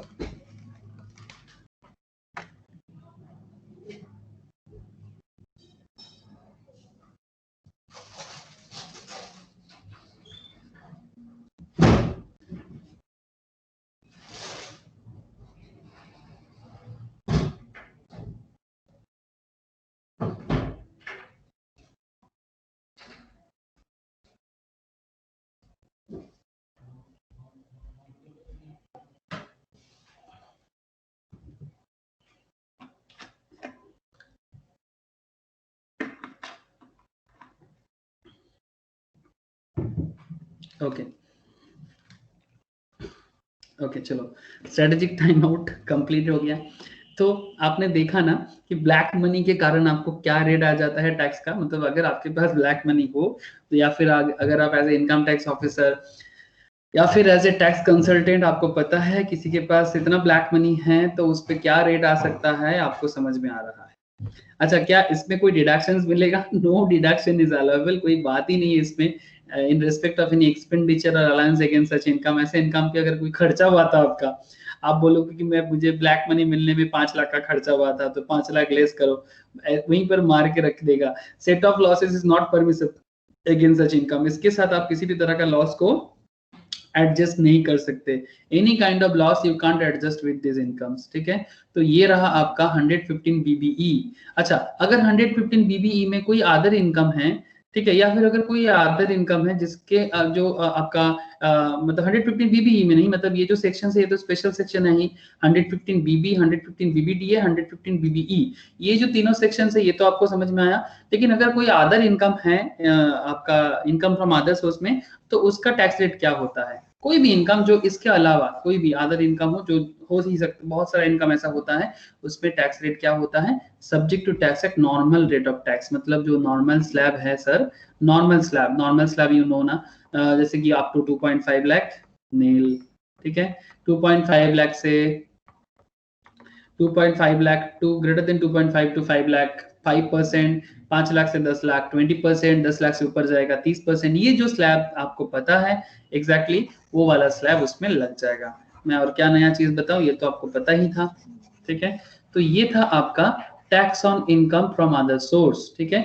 इनकम फ्रॉम अदर सोर्स से कमाओगे तो थोड़ा ध्यान रखना या फिर क्लाइंट को जरूर बताना कि भाई किस पे क्या चार्जेस होता है। तो ऐसे ही अकाउंट्स तो बना लोगे, अकाउंट्स बनाने के बाद जब टैक्स का बात आएगा तो आपको ये सब चीज का ध्यान रखना पड़ेगा। अगर आप टैक्स ऑडिटर के तौर पे भी काम करोगे, you have to know these things. Okay चलो, फिर हम लोग वो स्टार्टिंग पॉइंट में हम लोगों को बताया गया था भाई डिविडेंड क्या है। चलो डिविडेंड तो आपको पता ही चल गया है, डिविडेंड है क्या। Chargeability of dividend in the hands of share holder, dividend का चार्जेबिलिटीज क्या है देख लेते हैं ना। डिविडेंड क्या रिसीव कर रहे हो, डोमेस्टिक कंपनी से रिसीव करोगे क्या? हाँ चलो डोमेस्टिक कंपनी से रिसीव कर लेते हैं ना। If it is receive from A domestic company, if yes receive from A domestic company, अगर हाँ है, अगर ना है, अगर हाँ है हमें बात कर लेते हैं ना। इन केस ऑफ एक्चुअल डिविडेंड, अब ये है तो दो तरह का डिविडेंड हो सकता है, या तो एक्चुअली मिल रहा है या फिर डिम्ड, मतलब अभी मिला नहीं मिलेगा, या फिर मान लिया जा रहा है मिलेगा। तो अगर मतलब in case of deemed dividend or in case of actual dividend. अच्छा डिम्ड डिविडेंड के बारे में बताया गया है आपका इस 2 पॉइंट में। Deemed dividend under section 222 subsection 22 clause A से लेके 222 subsection 22 2 subsection 22 clause B clause C clause D, ठीक है। so 2 subsection 22 clause A clause B clause C clause D, इस तरह से डी तक बताया गया है डिम्ड डिविडेंड अंडर सेक्शंस के बारे में। और deemed dividend subsection under section 222 subsection e 2 subsection 22 clause e में भी आपको डिम्ड डिविडेंड के बारे में कहा गया है। तो अगर आपका डिम्ड डिविडेंड ये से लेके डी तक का है और अगर ये एक्चुअल डिविडेंड भी है, तो इन दैट केस ये जो दोनों केसेस है ये एंड ये, ठीक है, ये जो 2 केसेस है, इन 2 केस में आपका पूछा जाएगा। लेकिन एक दूसरा सवाल आता है, क्या आपका एग्रीगेट डिविडेंड 10 लाख को क्रॉस कर रहा है प्रीवियस ईयर में? अगर हाँ है तो 10 लाख तक एग्जेम्प्टेड है, 10 लाख एग्जेम्प्टेड। अगर ना है 10 लाख को cross, does the aggregate dividend exceeds 10 lakh during the previous year? If no then, अच्छा अगर 10 लाख तक तो आपका एग्जेम्प्टेड है ही, बट अगर 10 लाख से ज्यादा वाला अमाउंट है, मतलब अगर 11 लाख है, तो फिर 1 लाख पे आपका 10% 115 बीबीडीए के तहत आपका चार्जेस लग जाएगा। अगर आप 11 लाख कमा रहे हो किसी कंपनी से, तो एक्स्ट्रा जो 1 लाख है वो 115 बीबीडीए के तहत 10% एक्स्ट्रा, मतलब 1 लाख का 10% मतलब 10,000 का चार्जेस आपको देना पड़ेगा, ठीक है। अच्छा फिर आपको मैं बताने जा रहा हूं कि डीम डिविडेंड का जो कॉन्सेप्ट है। अच्छा अगर 10 लाख क्रॉस नहीं करेगा तो फिर फुल्ली एग्जम्प्ट, ये तो आपको पता ही था, section 10 subsection 34, very very famous point, very very famous point, बहुत बार यूज होता है इसका। अच्छा डीम डिविडेंड के बारे में तो आपको पता चलेगा, डीम डिविडेंड जो अंडर सेक्शन 2 सबसेक्शन 22 ई है, ये भी फुल्ली एग्जम्प्ट है अंडर सेक्शन 10 सबसेक्शन 34 के तहत, ठीक है। तो अगर आप डोमेस्टिक कंपनी से रिसीव नहीं कर रहे हो तो फुल्ली टैक्सेबल है। अगर कोई फॉरेन कंपनी का है ना मतलब नो मतलब क्या, फॉरेन कंपनी, तो डिविडेंड फ्रॉम फॉरेन कंपनी क्या है, फुल्ली टैक्सेबल, ठीक है। और in case of deem dividend के केस में अगर 222 ई का है तो fully exempt under section 10 subsection 34। But अगर आपका 222 ए से लेके डी तक का डीम डिविडेंड है, तो फिर उस केस में देखा जाएगा भाई 10 लाख तक का है तो 10 लाख तक है तो 10 लाख तक एग्जेम्प्टेड है, बट 10 लाख से ज्यादा है तो फिर उसमें आपका एक्स्ट्रा जो भी होगा 10% लग जाएगा उसके ऊपर। बड़ा सिंपल है, ज्यादा कॉम्प्लेक्स मत बनाओ यार, बड़ा सिंपल है, एकदम कॉम्प्लेक्स करके सोचना ही नहीं है, जस्ट सिंपली सोचो, आसान लगेगा। फिर चलो आ जाते हैं हम लोग 56 सबसेक्शन 2 क्लॉज 10 पे, ठीक है। ये गिफ्ट का पॉइंट है, वेरी वेरी इंपॉर्टेंट, ठीक है, वीवीआईपी पॉइंट है गिफ्ट का। इनकम फ्रॉम अदर सोर्स में गिफ्ट का मतलब ये क्या होता है ना, हम लोग इनकम टैक्स में देखते हैं कि भाई कोई किसी को गिफ्ट कर देता है और गिफ्ट करके बोलते हैं ये एसेट मेरा नहीं है, वो तो मैंने गिफ्ट कर दिया। तो ये देखा जाएगा कि भाई गिफ्ट का अमाउंट क्या है और कितना से ज्यादा गिफ्ट मिलने से टैक्सेबल हो जाता है। तो ऐसे बोलेगा तो कोई भी किसी को गिफ्ट करेगा और बोलेगा भाई गिफ्ट पे भी टैक्स, हाँ भाई गिफ्ट पे एक सर्टेन लेवल तक गिफ्ट अलाउड करता है, बट उसके बाद अगर गिफ्ट का अमाउंट बढ़ जाता है ना तो फिर वो टैक्सेबल हो जाता है। जैसे अगर आप किसी को मनी गिफ्ट करना चाहते हो, करो, कोई दिक्कत नहीं है, the whole amount if the aggregate value exceed 50,000। अगर आप पूरा का अगर आप 50,000 तक का मनी देते हो तो उसमें कोई टैक्स नहीं लगता, या फिर वो इनकम फ्रॉम अदर सोर्स में चार्जेबल नहीं है। बट अगर 50,000 क्रॉस करता है तो फिर वो इनकम फ्रॉम अदर सोर्स में चार्जेबल हो जाएगा। द होल अमाउंट पूरा का पूरा 50,000 तक छूट है, लेकिन 50,000 से ऊपर अगर 1 रुपया ज्यादा, मतलब अगर 50,001 हुआ तो 50,001, 51,000 हुआ तो 51,000, होल अमाउंट। कोई बोलेगा 1,000 रुपया नहीं, 1,000 नहीं, होल अमाउंट पूरा का पूरा 51,000 ही चार्जेबल हो जाएगा, टैक्सेबल वैल्यू। अगर आप किसी को मूवेबल प्रॉपर्टी दे रहे हो, कोई गाड़ी वगैरह गिफ्ट के तौर पे दे रहे हो, रिसीव्ड विदाउट कंसिडरेशन, मतलब ऑब्वियसली गिफ्ट मतलब क्या, विदाउट कंसिडरेशन रिसीव को तो गिफ्ट बोलता है ना। विदाउट कंसिडरेशन मतलब अगर बदले में आप कुछ देते हो, दैट इज कंसिडरेशन। जैसे सिंपल बोले कि जैसे सचिन को मैं आपको बताया था शायद कि सचिन को गिफ्ट मिला था फरारी, जानते हो? सचिन को फरारी का गिफ्ट मिला था। इंडिया में पहला फरारी सचिन का ही है, पता है क्या? Ferrari to Sachin.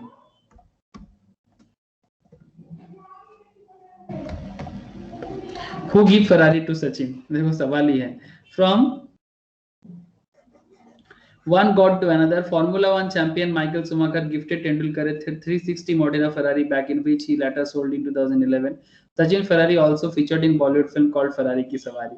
ठीक है सच में उसी का फेरारी यूज किया गया था फरारी की सवारी का मूवी में। तो ठीक है, नो प्रॉब्लम। बट सचिन को एक बार एक गाड़ी भी मिला था। ठीक है, सचिन को एक बार एक गाड़ी भी मिला था किसी स्पोर्ट्स में जीतने के बाद। तो फिर उस गाड़ी का जो वैल्यू था ना, वो गाड़ी का वैल्यू और उस पे जो टैक्स था वो इतना ज्यादा था। सचिन ने बोला कि अगर टैक्स ही इतना मुझे देना है तो फिर मुझे ये गिफ्ट नहीं चाहिए। वो कोई फेमस कंपनी था, फिर उस कंपनी ने बोला कि उस गाड़ी का टैक्स भी वो ही भरेगा। ठीक है, तो तब जाके सचिन ने वो गिफ्ट मतलब एक्सेप्ट किया था, क्योंकि समझ रहे हो ना। तो एग्जैक्टली अगर कोई मूवेबल प्रॉपर्टी है, अगर बदले में आप कुछ नहीं देते हो तो रिसिप्ट विदाउट कंसिडरेशन तभी तो गिफ्ट है। इस केस में भी same to same, the aggregate fair market value of the property अगर वो 50,000 से क्रॉस करता है तो जो भी 50,000 से ज्यादा जितना टोटल वैल्यू होगा वो पूरा का पूरा वैल्यू टैक्सेबल हो जाएगा।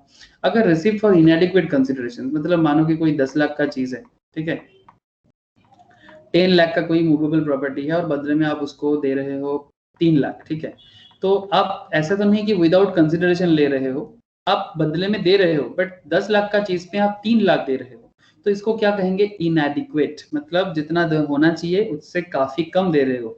तो इन दैट केस गवर्नमेंट क्या, मतलब इनकम टैक्स डिपार्टमेंट क्या करेगा, the difference between the aggregate fair market value मतलब उस पर्टिकुलर एसेट का जो फेयर मार्केट वैल्यू होगा और आपने जो कंसिडरेशन दिया, ठीक है, तो जो फेयर मार्केट वैल्यू है और कंसिडरेशंस के बीच में जो डिफरेंस है, और अगर वो डिफरेंस 50,000 क्रॉस करता है, अगर वो डिफरेंस 50,000 क्रॉस करेगा, तो जितना डिफरेंस क्रॉस करेगा 50,000 के ऊपर वो पूरा का पूरा अमाउंट हो जाएगा टैक्सेबल। तो ये रहा मूवेबल प्रॉपर्टी का केस। सर देखो, एक बार अगर आप इसको समझ के करोगे तो आपका सम्स में भी कोई गलती नहीं होगा, है ना। And third point, immovable property.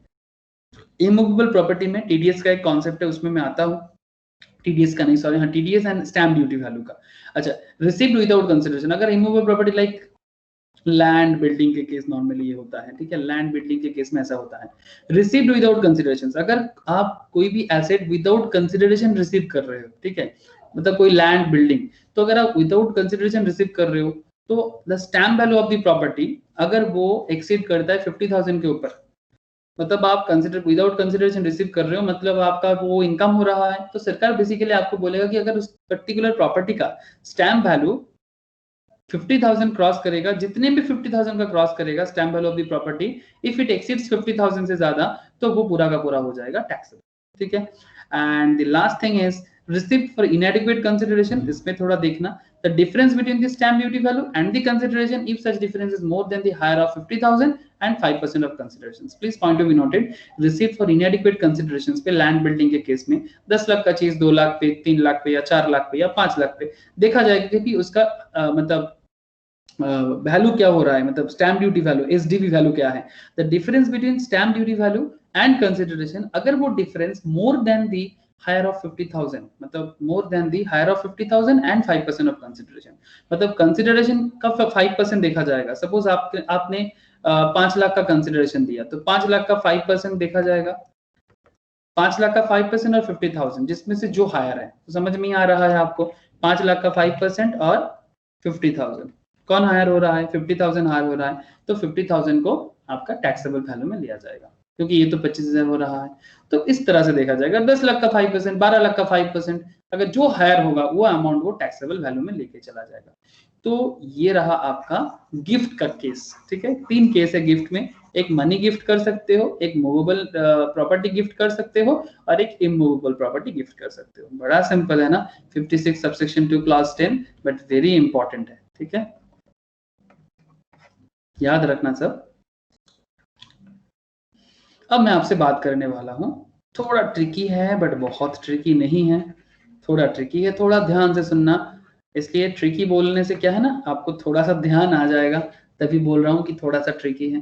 Tax और टीडीएस इम्प्लीकेशन, टैक्स और TDS implications on transfer of immovable property.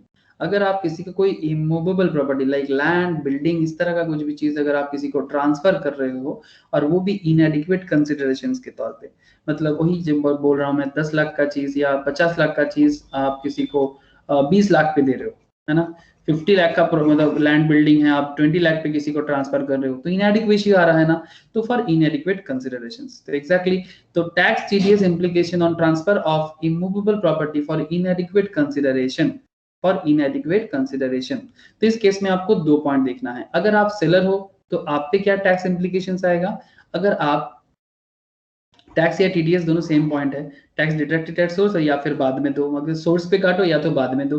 TDS और टैक्स का यही मतलब होता है, टैक्स मतलब बाद में देने का बात करता है, टीडीएस मतलब एकदम सोर्स में ही काटने का बात करता है। अगर आप बायर हो तो आपका टैक्स या टीडीएस इम्प्लीकेशंस क्या होगा, तो पहले सेलर वाला देख लेते हैं, फिर बायर वाला देखते हैं। तो अगर आप प्रॉपर्टी का बायर हो तो क्या होगा, अगर आप प्रॉपर्टी का सेलर हो तो क्या होगा। तो चलो पहले देख लेते हैं, अगर आप सेलर हो प्रॉपर्टी का, तो if land and building are held as stock in trade, suppose जो लैंड एंड बिल्डिंग है आपका, तो फिर आप सेलर हो अगर आप इसी चीज का पर्टिकुलरली धंधा करते हो, मतलब बेसिकली आप प्रोमोटर हो, लैंड बिल्डिंग का प्रमोट करते हो, तो ये इसका मतलब ये इसका आपका ये लैंड बिल्डिंग आपके पास अगर बहुत सारा लैंड है, बिल्डिंग है, और आप क्या करते हो ना, जमीन खरीदते हो और फिर जमीन बेचते हो, इसका मतलब ये आपका क्या हो जाएगा, स्टॉक इन ट्रेड हो जाएगा। बट अगर आप नॉर्मली वो काम नहीं करते, आपके पास वो एज ए कैपिटल एसेट है लैंड बिल्डिंग, तो फिर आपके लिए जो सेक्शन है वो है 50C, जो नॉर्मल इंसान के लिए होता है कि मैक्सिमम, मतलब कितना लोग, अगर सोसाइटी में 5 लाख लोग हैं आपके एरिया में, तो कितना लोग स्टॉक इन ट्रेड का काम करता है लैंड बिल्डिंग को लेके, मैक्सिमम लोग तो नॉर्मल घरेलू इंसान होते हैं, कोई नौकरी करते हैं, कोई जॉब करते हैं, कोई अदर इनकम है उनका, तो अगर उनका कोई लैंड बिल्डिंग है तो कैपिटल एसेट है। तो जो आम बंदा है जो प्रोमोटर्स का काम नहीं करता, उनके लिए लैंड बिल्डिंग 50C में काउंट करना पड़ेगा। और अगर आप उस पर्टिकुलर चीज का बिजनेस करते हो, लैंड बिल्डिंग के प्रमोटिंग करते हो, फिर सेल करते हो, बाई करते हो, रेगुलर काम है आपका, तो उसके लिए आपका 43CA अप्लाई होता है। तो पहले ये दोनों बाइफर्केशन तो आपने देख लिया। अब आपको देखना है कि, लेकिन आपको दोनों केस में आप सेल कर रहे हो तो लैंड बिल्डिंग, ठीक है, इमूवेबल प्रॉपर्टी आप सेल कर रहे हो, सेक्शन 43CA, ठीक है, सेक्शन 43C इनएडिक्वेट कंसिडरेशंस में सेल कर रहे हो ना, तो इसमें जो इनएडिक्वेट कंसिडरेशंस में सेल कर रहा है और जो इनएडिक्वेट कंसिडरेशंस में रिसीव कर रहा है, दोनों को इनकम फ्रॉम अदर सोर्स में पॉइंट में ध्यान देना पड़ता है। First of all, section 43CA and section 50C दोनों एक चीज बोलता है कि इस डेट ऑफ एग्रीमेंट, जिस पर्टिकुलर डेट में आपका एग्रीमेंट होने वाला है, या फिर जिस पर्टिकुलर डेट में आपका उस पर्टिकुलर प्रॉपर्टी का रजिस्ट्रेशन होने वाला है, दोनों डेट क्या सेम है। अगर एग्रीमेंट डेट और रजिस्ट्रेशन डेट, मतलब प्रॉपर्टी रजिस्ट्रेशन मतलब जिस दिन प्रॉपर्टी का ट्रांसफर हो रहा है, और एक दिन होता है जिसमें एग्रीमेंट होता है कि भाई ये जमीन हमें आपसे चाहिए, ठीक है, तो एक होता है एग्रीमेंट डेट और एक होता है रजिस्ट्रेशन डेट। अगर दोनों डेट सेम है, ये है तो फिर एक रूल, अगर ना है तो दूसरा रूल। तो मैं पहले आपको बताता हूँ, चलो मान लेते हैं कि agreement date and registration date same नहीं है, ठीक है, agreement date and registration date same नहीं है, तो जो स्टैम्प ड्यूटी वैल्यू होता है ना, जो स्टैम्प ड्यूटी वैल्यू होता है उस पर्टिकुलर रजिस्ट्रेशन डेट के दिन may be taken as the full value consideration. अगर स्टैम्प ड्यूटी वैल्यू 105% से ज्यादा होता है एक्चुअल कंसिडरेशन से, अगर स्टैम्प ड्यूटी वैल्यू 105% से ज्यादा होता है जो एक्चुअल कंसिडरेशन आप सेलर बायर को दे रहे हो, सेलर क्या कर रहा है, सेल कर रहा है, मतलब बायर से वो ले रहा है, तो बायर से वो जो ले रहा है कंसिडरेशन, अगर वो अमाउंट स्टैम्प ड्यूटी वैल्यू का अमाउंट उस पर्टिकुलर कंसिडरेशन से 105% से ज्यादा है, तो पूरा का पूरा स्टैम्प ड्यूटी वैल्यू जो है ना, उसको पूरा को मतलब फुल वैल्यू कंसिडरेशन माना जाएगा, ठीक है, फुल वैल्यू कंसिडरेशन मानने के कारण वही वो आपका टैक्सेबल वैल्यू हो जाएगा।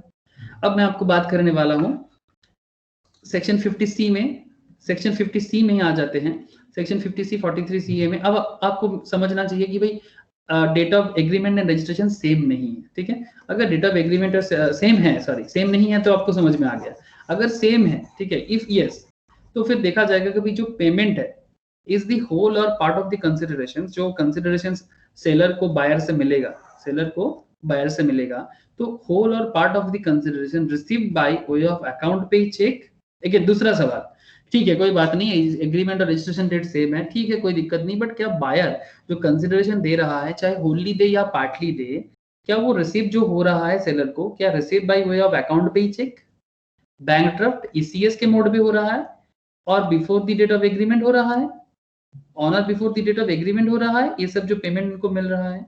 अगर before the date of agreement में, एग्रीमेंट से पहले ही उनको कोई होल और part amount account payee cheque के थ्रू से, ईसीएस के थ्रू से, बैंक ड्राफ्ट के थ्रू से उनको मिल रहा है, अगर ये यस है, ठीक है, अगर यस है तो फिर स्टैम्प ड्यूटी वैल्यू जो है ना, तो फिर कितना टैक्सेबल वैल्यू हो जाएगा, stamp duty value on the date of agreement में taken as the full value considerations if such SDV exceeds 105% of the actual consideration. देखो इसमें बोला था SDV on the date of registration, इसमें भी बोल रहा है SDV on the date of agreement, दोनों में फर्क है। इसमें स्टैम्प ड्यूटी वैल्यू रजिस्ट्रेशन के डेट के टाइम पे, और इसमें बोल रहा है स्टैम्प ड्यूटी वैल्यू एग्रीमेंट के डेट के टाइम वाला, ठीक है, समझ में आ रहा है ना। बट अगर ये पेमेंट एग्रीमेंट से पहले नहीं मिल रहा है या फिर अकाउंट पे चेक वगैरह के थ्रू से नहीं मिल रहा है, अगर ना है तो फिर सेम नो वाला, यही वाला रूल, मतलब ये नो और ये नो, अगर ये इसका येस का जवाब नो हो जाता है ना, तो ये इसके लिए भी same to same rule follow होता है। बट अगर ये भी येस है, मतलब हाँ date of agreement date of registration same है, सब सारा का सारा खेल येस है, तो फिर स्टैम्प ड्यूटी वैल्यू जो है वो डेट ऑफ एग्रीमेंट के दिन में जो वैल्यू है उसमें देखो उसको फुल वैल्यू कंसिडरेशन लिया जाता है अगर स्टैम्प ड्यूटी वैल्यू एक्सीड करता है 105% of the actual consideration. Agreement जो है वो इंपॉर्टेंट है यहाँ पर, डेट ऑफ एग्रीमेंट का स्टैम्प ड्यूटी वैल्यू। बट अगर जवाब ना आता है, जैसे कि अगर एग्रीमेंट डेट और रजिस्ट्रेशन डेट ना है, या फिर अगर वो होल और the part of the amount account payee cheque, bank draft, TCS के थ्रू से, बैंक अकाउंट के थ्रू से, एग्रीमेंट से पहले आपको नहीं मिल रहा है, तो stamp duty value on the date of registration लिया जाता है फुल वैल्यू कंसिडरेशन में if stamp duty value exceeds 105% of the actual considerations. ये रहा सेलर का पार्ट, ठीक है। इसके ऊपर एक क्वेश्चंस कर लोगे तो ये जो आपको थोड़ा सा डाउट अगर है, ऐसे डाउट नहीं है मुझे पता है, बट अगर थोड़ा सा डाउट है तो क्वेश्चंस करने से हो जाएगा, डोंट वरी। इसके बाद मैं आपको क्वेश्चंस ही कराने वाला हूँ, ठीक है। पहले प्रोविजंस देख लो तो फिर क्वेश्चंस करने के बाद आपको एकदम इजी लगेगा ना। अब मैं आपसे बात करने वाला हूँ in the hands of buyer, in the hands of buyer. अब बायर के हाथ में क्या खेल होता है, बायर के हाथ में अगर tax on TDS implication on transfer of immovable property for इनएडिक्वेट consideration, ठीक है। तो अगर इनएडिक्वेट कंसिडरेशंस पे कोई बायर किसी से कुछ चीज ले रहे हैं, सेलर से बायर कोई इनएडिक्वेट कंसिडरेशंस पे ले रहे हैं, मतलब हम कोई प्रोडक्ट 10 लाख 50 लाख का प्रोडक्ट, कोई प्रॉपर्टी है, इमूवेबल प्रॉपर्टी है, उसको हम 25 लाख पे ले रहे हैं, तो ऑब्वियसली 50 का चीज 25 मतलब काफी इनएडिक्वेट है, 50% इनएडिक्वेट है। तो अगर ऐसा केस में इनएडिक्वेसी असेसिंग ऑफिसर देखने से समझ जाएगा कि भाई कौन सा चीज इनएडिक्वेट है, कौन सा चीज एडिक्वेट नहीं है।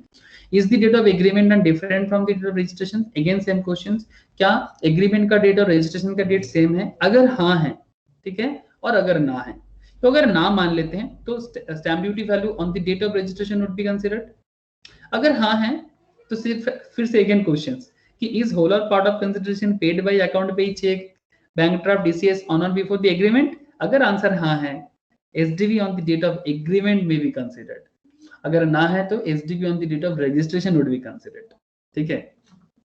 तो ये तो एकदम क्लियर है ना, एग्रीमेंट एंड रजिस्ट्रेशन, बस इतना आपको याद रखना है कि अगर जवाब date of agreement and registration yes same date पे है, और अगर account payee cheque, bank overdraft, इसके थ्रू से आपको पेमेंट मिल रहा है, ईसीएस के थ्रू से बिफोर द एग्रीमेंट, अगर हाँ है तो फिर stamp duty value on the date of agreement में बी कंसीडर्ड, और अगर ना है तो फिर stamp duty value on the date of registration to be considered. और एक चीज आपको ध्यान देना है, जब आपको SDB on the date of registration should be considered है, या फिर अगर SDB on the date of agreement may भी कंसीडर्ड है, तो इसमें आपको एक चीज ध्यान देना चाहिए कि इसके जो स्टैम्प ड्यूटी वैल्यू और जो भी आप रजिस्ट्रेशन डेट का एसडीबी लो या फिर एग्रीमेंट डेट का SDB low, stamp duty value low, difference between stamp duty value and actual considerations taxable under section 56(2) subsection X, subsection 2 clause X if such difference is more than the higher of 50,000 and 5% of the considerations, मतलब जो भी difference होगा या तो 50,000 या तो जो difference होगा उसका 5%, ठीक है। मतलब वही difference between the stamp duty value and actual considerations का 5% करना और 50,000 करना, इसमें से जो अमाउंट ज्यादा होगा वो अमाउंट टैक्सेबल हो जाएगा। फिर और एक चीज आपको बायर के हेड में और एक चीज याद रखना है, in the hands of buyer के केस में और एक सवाल आता है यहाँ पर, is the consideration for transfer of landed building is less than 50 lakh, मतलब जो लैंडेड बिल्डिंग का ट्रांसफर चल रहा है क्या वो 50 लाख के नीचे का लैंड एंड बिल्डिंग है, इफ यस तो no tax is to be deducted, तो इसमें कोई टैक्स डिडक्शंस नहीं होता है। और अगर लैंड एंड बिल्डिंग 50 लाख से कम नहीं है तो फिर 1% tax is deductible at the time of credit or payment whichever is earlier under section 194 IA। L&B मतलब land and building other than agricultural land, SDB मतलब स्टैम्प ड्यूटी वैल्यू। अच्छा, land building मतलब land building but other than agricultural land. हाँ, agricultural land को लेके नहीं चल रहे हैं हम लोग, जो कॉमर्शियल मतलब शहरी लैंड है, एग्रीकल्चरल लैंड नहीं, मतलब जो अर्बन लैंड है, ठीक है, इसको मेनली लिया जा रहा है। अर्बन एग्रीकल्चरल लैंड को भी नहीं, मतलब जो बेसिकली आप समझ रहे हो ना, रहने के लिए जो जमीन जायदाद है वो सब के बारे में बात चल रहा है। तो ये था आपका इनएडिक्वेट कंसिडरेशंस का खेल, सेक्शन 56 सबसेक्शन 2 क्लॉज 10 के तहत भी कुछ डिस्कशंस किया। अगर आपने इनएडिक्वेट कंसिडरेशन कर रहे हो तो उसमें टैक्स और टीडीएस इंप्लीकेशंस आप पे कैसे आता है और उसमें स्टैम्प ड्यूटी वैल्यू के हिसाब से आपका क्या हिसाब होगा, कितना अमाउंट आपका चार्जेबिलिटी होगा, इसके ऊपर एक सम्स कर लेंगे और बाकी इनकम फ्रॉम अदर सोर्स में भी 2-3 सम्स कर लेंगे ना, ओवरऑल कंप्लीट सम्स। हम लोग सारा का सारा हेड कर चुके हैं, ट्राई टू अंडरस्टैंड, हम लोग सारा का सारा हेड कर चुके हैं, ठीक है, ऑल हेड्स आर कंप्लीटेड। तो एक काम करेंगे ना, हम लोग कंप्लीट सम्स करेंगे और कंप्लीट सम्स में ही देख लेंगे, ठीक है।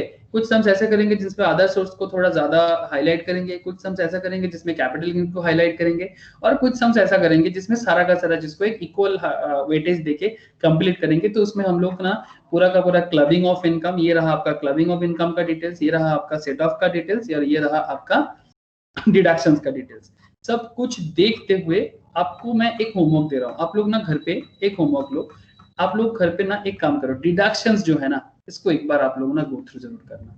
ये जो डिडक्शंस है ना, कि ये आपको गो थ्रू करने से आपको समझ में आ जाएगा 80C से लेके 80U में क्या क्या डिडक्शंस आपको मिलता है। जैसे ये पीपीएफ का जो डिडक्शंस है, LIC प्रीमियम का डिडक्शंस है, आपको मैंने बहुत बार बहुत सारा सम्स में करवाया। तो ये सब इंडिविजुअल 80CCC, 80CCD, 80D एक बार गो थ्रू करो, मैं फिर से एक बार आपको समझाऊंगा, डोंट वरी, लेकिन आप एक बार गो थ्रू करो ताकि आपको कंप्लीट सम्स जो मैं प्रोवाइड करूं आप उसको कर पाओ, ठीक है। उसको करने के बाद ये रहा आपका टोटल सम्स का ओवरऑल क्राइटेरिया कि किस तरह से एक टोटल कैलकुलेशंस होता है, ठीक है, computation of total income and tax liability. सबसे पहले 5 हेड्स, फिर किस तरह से होता है इसको भी मैं आपको नेक्स्ट क्लास में समझाने वाला हूं। ऐसे आपको मैं ऑलरेडी सम्स कराते वक्त बता के रखा है, ठीक है, चलो मैं एक बार बता दे रहा हूं फिर से, ठीक है, कि किस तरह से टोटल इनकम का कैलकुलेशंस होता है। बहुत बार मुझे पूछते हो आप लोग, मैंने बहुत बार करवाया है। जैसे कि सबसे पहले आपको क्या करना चाहिए, steps for computation of total income of an individual. पहले कैलकुलेट तो कर लो टोटल इनकम का कैलकुलेशंस, फिर डिटरमाइन कर लो उसका रेजिडेंशियल स्टेटस, वो ROR है, RNOR है, नॉन रेसिडेंट है। फिर आप कैलकुलेट कर लो उसका सैलरी इनकम कितना है, हाउस प्रॉपर्टी इनकम कितना है, PGPP क्या है, कैपिटल इनकम कितना है, इनकम फ्रॉम अदर सोर्स में कुछ है कि नहीं। सारा का सारा इनकम कैलकुलेट करने के बाद फिर आपको क्या करना है, compute income under each head applying charging deeming provisions and providing permissible deduction and exemptions।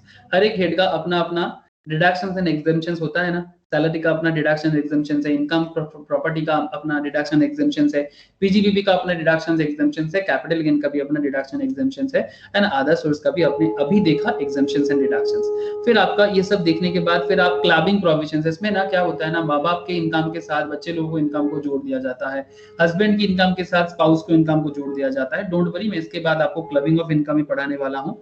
तो क्लबिंग ऑफ इनकम में मैं आपको बता दूंगा कि किस तरह से स्पाउस का इनकम को हस्बैंड के इनकम के साथ जोड़ दिया जाता है, माइनर बच्चे का इनकम अगर है ना, जो बहुत होनहार बच्चा होता है उनका इनकम को कैसे जोड़ दिया जाता है। तो ये क्या है ना, बहुत केस में जो टैक्स देने एसएससी होते हैं ना, वो अपना इनकम को छुपाना चाहते हैं। तो ये क्लबिंग ऑफ इनकम उनको इनकम छुपाने से बचाने का, मतलब ताकि वो इनकम छुपा ना पाए, ठीक है, छुपाना भी नहीं आता, जताना भी नहीं आता, तो वो इनकम को छुपा ना पाए, इसलिए क्लबिंग प्रोविजंस। फिर उसके बाद सेट ऑफ कैरी फॉरवर्ड, मतलब इसके बारे में मैंने ऑलरेडी क्लास में इंट्रोडक्टर जब करा रहा था ना, सम्स करवाया कि कैसे कैपिटल गेन में LTCG STCG, ठीक है, मतलब किस तरह से कैपिटल गेन एडजस्ट कर सकता है, किसके लॉस के साथ किसके इनकम को आप एडजस्ट कर सकते हो, उसका है ये आपको 15 मिनट समझने में लगेगा। एक बार मैं समझाऊंगा तो फिर आपको मिल जाएगा GTI gross total income, and उसके बाद आपको जो भी डिडक्शंस है जो मैं आपको बोल रहा हूँ 80C से लेके 80U को जो भी डिटेल्स है एक बार गो थ्रू करो, और सम्स में जो रहेगा उसको बस यूज करना है, फिर आपको मिल जाएगा टोटल इनकम। और उसके बाद आपका आ जाता है, जैसे आप टोटल इनकम कर लो, फिर आप तो जानते ही हो ना कि टैक्स लायबिलिटी कैसे कैलकुलेट करना होता है। अच्छा, ये जो है ना, यहाँ पर जो डेटा है ये थोड़ा ओल्ड डेटा है, ये टैक्स लायबिलिटीज का, जैसे यहाँ पर कुछ डेटा ओल्ड डेटा है, ऐसे मैं आपको यहाँ पर बता सकता हूँ। कि इसका जो रियल डेटा मैंने आपको एकदम स्टार्टिंग वाला जो एरिया वहां पर देख के रखा, आपका टैक्स लायबिलिटी आप उसी हिसाब से कैलकुलेट करना, ठीक है, उसी हिसाब से कैलकुलेट करना। हर एक रेट मैं आपको नया नया रेट से ही आपको मैंने दिया। जैसे यहाँ पर जो रिबेट है वो थोड़ा पुराना डेटा में रिबेट है, ठीक है। तो आपका जो tax liability calculations you all know, ठीक है, बस तरीका ऐसा होता है कि किस तरह से तरीका होता है। पहले आप टोटल इनकम पे टैक्स कैलकुलेट करो, अगर कोई स्पेशल रेट है किसी में तो उस पर स्पेशल रेट लगा दो। जैसे कि कोई आपका अदर सोर्स में जैसे गैम्बलिंग वगैरह है तो उसका रेट अलग होता है, सरचार्ज है तो फिर सरचार्ज का अलग कर दो, रिबेट है तो रिबेट को अलग कर दो। फिर आपका जो भी प्लस माइनस करना है, ठीक है, वो कर लो। फिर आपका हेल्थ एंड एजुकेशन सेस लगाओ, फिर टोटल टैक्स पेबल जो है ना उसको राउंड ऑफ कर लो, ठीक है, 3 और 4 को ऐड करके। फिर अगर कोई टीडीएस आपने पहले से देके रखा है, टीडीएस टीसीएस या फिर एडवांस टैक्स आपने पहले पे करके रखे हैं तो उसको लेस कर दो। और अल्टीमेटली ये नेट टैक्स पेबल जो है वो आपको, अगर पेबल है तो देना पड़ेगा, अगर रिफंडेबल है तो सरकार आपको वापस करेगा, ठीक है। ये आपका टीडीएस टीसीएस ये आपका हो जाएगा। तो इस तरह से कंप्लीट जो इनकम टैक्स पेमेंट होता है इसका भी ओवरव्यू मैंने आपको दे दिया। बस एक कंप्लीट सम्स करने से आपको ये जो भी अगर मन में चल रहा है वो समझ में आ जाएगा। तो घर के लिए होमवर्क क्या रहेगा, पहले आधा सोर्स को एक बार गो थ्रू कर लो, पूरा का पूरा क्लास एक बार बहुत अच्छे से कर लो, गो थ्रू कर लो। उसके बाद उसको फिर 80C से 80O को एक बार गो थ्रू करना प्लीज, ठीक है। क्लबिंग का और सेट ऑफ कैरी फॉरवर्ड का मैं एक क्लास में दोनों आपको समझा दूंगा। तो और फिर उसके बाद एडवांस टैक्स और टीसीएस टीडीएस का एक क्लास में समझा दूंगा। तो फिर मुझे नहीं लगता आपको और कोई दिक्कत होने वाला है। अगर मन में जो भी थोड़ा सा आपको डाउट लग रहा था सर कैसे होगा किस तरह से करेंगे, आई थिंक बहुत लोगों का मन में चल रहा है, तो डरने का कोई ज़रूरत नहीं है। बहुत ही मतलब एकदम हैप्पी माइंड के साथ करते जाओ, जैसे बोल रहे हैं वैसे करते जाओ। फिर इंस्टीट्यूट के मैट का क्वेश्चंस भी सॉल्व करते जाओ, ठीक है। वहीं से सवाल आपको पूछेगा, अगर आपको आता है तो आप कहीं से भी सवाल कर सकते हो, बिकॉज आपको बहुत डिटेल्स में पढ़ाया जाता है, ठीक है। एक एक प्रोविजंस को छान मार के पढ़ाया जाता है। थोड़ा क्वेश्चंस का प्रैक्टिस करना है, मेरे तरफ से मैं वो करवा दूंगा 2-3 क्लास में। तो क्वेश्चंस का प्रैक्टिस कर लो और बस आप इंस्टीट्यूट के मैथ से जो भी क्वेश्चन है उसको कर लो। और फिर इनकम टैक्स में आपको और क्या, बहुत कुछ हो गया है। बस आप थोड़ा कॉन्फिडेंस के साथ रहो, इतना मैं आपसे जरूर रिक्वेस्ट करूंगा। कॉन्फिडेंट के साथ रहो, जो सीख रहे हो एक बार सीखो और उसको एकदम दिमाग में रख लो, बार बार नहीं सीखना है, ठीक है। दिमाग में रख लो, प्रोविजंस को दिमाग में थोड़ा रख के चलना है। इनकम टैक्स थोड़ा ह्यूज है, I understand, income tax huge है, लेकिन क्या है ना, जैसे कंट्री है थोड़ा कॉम्प्लेक्स आ ही जाता है, लेकिन क्या करें, जो है वो करना पड़ेगा। तो अगर आपको मजे से समझोगे तो समझ पाओगे, नहीं समझोगे तो समझना मुश्किल है, ठीक है। Okay, don't worry, take care, ठीक है। अच्छे से पढ़ो, फिर हम प्रैक्टिकल क्वेश्चंस के लेके, हर चैप्टर का प्रैक्टिकल लेके टोटल सम्स लेके आ रहे हैं नेक्स्ट लेक्चर में, डोंट वरी। ओके, चलो बाय, टाटा।